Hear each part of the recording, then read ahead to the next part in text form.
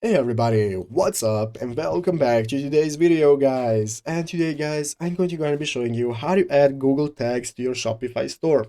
This is a very simple thing to do, so make sure to watch this quick and easy video till the very end, follow my steps correctly so you can make sure this works the same for you and you can do this yourself.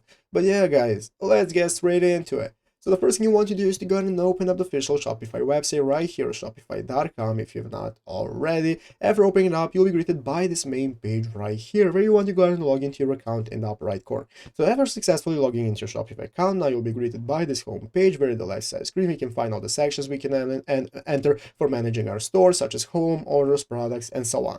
So let's go and take a look at how we can get started getting Google tags in our store. What we're looking for, guys, is the apps section right here. We want to open up add apps under here. This is going to open up this new menu that's going to enable us to open up the Shopify App Store. So go ahead and open up the Shopify App Store. After clicking on it, it's going to open up this new App Store, where as you can see, we can take a look at the menu of all the applications we can use, and at the top of the screen, you can use the search bar. So what we're going to do, guys, is use the search bar and search for Google YouTube. This is the application we want to use. So as you can see, this is automatically going to show us this application right here made by Google that is made for Shopify App Store. So here is the application we want to use for getting to Google tags.